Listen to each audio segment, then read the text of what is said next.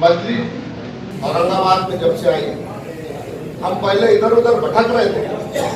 हम कोई शिवसेना में थे, कोई कांग्रेस में थे, कोई राष्ट्रवादी में थे, लेकिन हमको इंसाफ नहीं मिलता था। हम चाहते थे कि हमारे कोई जबान बने, हमारी कोई ताकत बने। जब शिवसेना जब मार्केट में आई तो बाला साहब ठाकरे उसका पूरा हिंदुत्व पे पूरा जोर था। मगर हमारे कोई, हम जब कांग्रेस में काम करते थे तो सभी जबान में हमारी जबान खुल नहीं सकती थी। जब से हमारे औरंगाबाद में मजलिस आई, मैं शिवसेना बीजेपी की यूटी में 30 साल से काम करता था। मैंने देखा हर मुद्दे पे जब परेशानी झेलना पड़ती थी तो कांग्रेस से उतनी तकलीफ हमको। तो मैं बोला कि ये जो छुपे दुश्मन से खुले दुश्मन के साथ रहना सही है। और मैं 15 साल हरसुल में चेयरमैन रहा, विविध कार्यकारी सहकारी सोसाइटी को मैं 15 साल चेयरमैन रहा सेना भाजपा यूटी से। लेकिन जब मजलिस आई तो हमने इनको सबको ठुकरा दिया।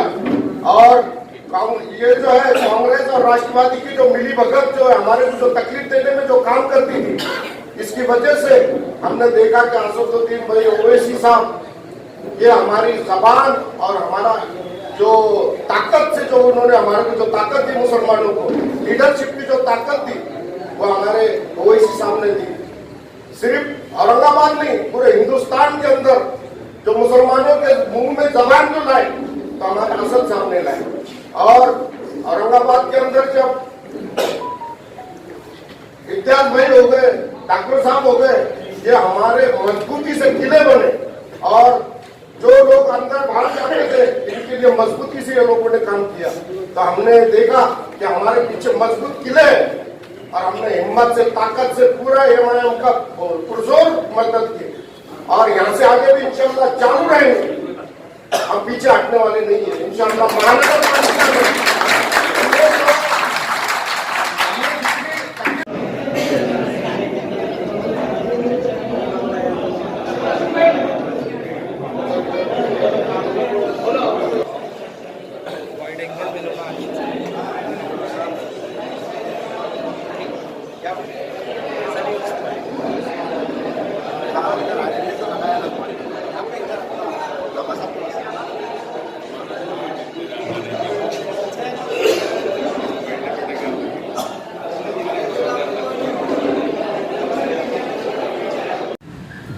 जिस कौम के लिए हम काम कर रहे हैं उनके लिए अच्छे रिफाइन काम करना चाहिए। हमें हमारे कारपोरेटर्स हैदराबाद गए थे, कुछ लोग हैदराबाद गए थे। आपको ये सुनकर ताज्जुब होगा, अकबरुद्दीन अवैसी साहब के बारे में मेरा इंप्रेशन, उनका भाषण सुन के था कि जज्बाती नौजवान है, ताकतवर नौजवान है, हम जैसा रातों में जागते होंगे, सुबह देर से उठते होंगे, नहीं। अकबरुद्दीन अवैसी की सुबह सुन लो, जो अकबरुद्दीन अवैसी पे मोहब्बत करते, सुबह 8 बजे शुरू होती है भाई।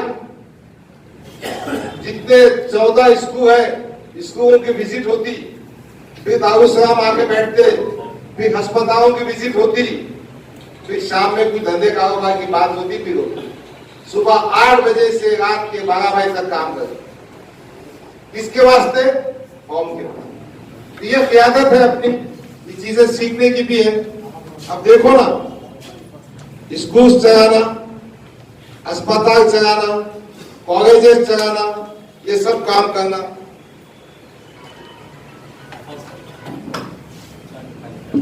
मजलिस अंजाम देती है। अभी अकबर भाई यहाँ जो आ रहे हैं ना, इंशाअल्लाह तारीख एक आध दिन बता देंगे हम आपको कई के वास्ते आए। मुझे अच्छी तरह से याद है, हमारे कारपोरेटर्स की मीटिंग हुई थी हैदराबाद में। अकबर साहब ने बड़ा दबा के कहा था, कम से कम अपने इलाके में प्री प्राइमरी स्कूल तो खोलो, कम से कम कुछ पढ़ाई काम तो करो। और यहां तक कह दिया था, मुझे क्यों बुलाते हो, क्या मैं टेप रिकॉर्डर हूं?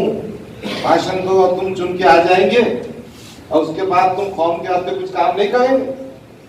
क्या सोच है, बहुत दो टोक बात करने वाला शख्स। वो यहाँ इस वास्ते आ गए हैं कि उन्होंने अपने ट्रस्ट की कीमत से, ट्रस्ट के जेब से, मजलिस की नहीं है, वो सागार बेगम ट्रस्ट उनकी है, उसके ट्रस्टी है। 1 एकड़ जमीन करोड़ों में कीमत है उसकी, रजिस्ट्री से खरीदी है। उस 1 एकड़ जमीन पर वो स्कूल बनाना चाहते हैं, उसका डिजाइन फाइनल किया है। हमने अकबर भाई से कहा था कि हमको सियासी तौर पे तो फायदा होगा इंशाअल्लाह, मगर उसका संगे बुनियाद रखने को आप आए। तो अकबर भाई हमको मुखातिब करने को भी आ गए, मगर वो सीबीएसई स्कूल के उद्घाटन के वास्ते आए।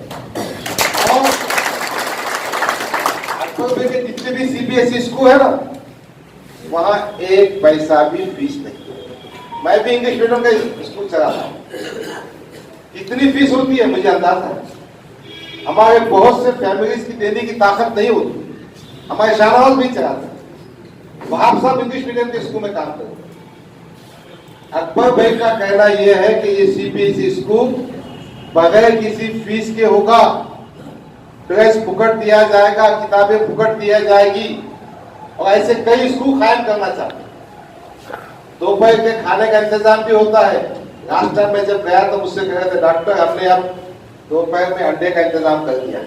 तो मैंने अकबर भाई को बोला कि तो उनके स्कूल में फिलहाल लिहाज मजहब बिगत बच्चा, क्राइटेरिया मुसलमान का नहीं है, क्राइटेरिया बुद्धिस्ट का नहीं है, जो गरीब है, पसमानदा है, उस इलाके का है, उसको एडमिशन देना।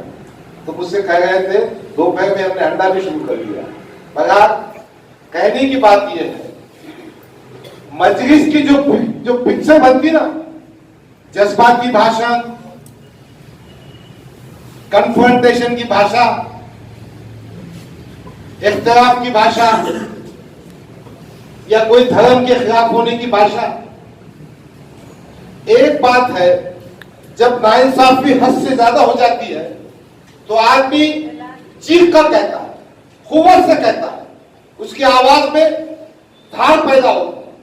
मगर मजलिस, मेरे साथियों सुन लो, जिम्मेदारी से कहता हूं, संविधान पर यकीन करने वाली,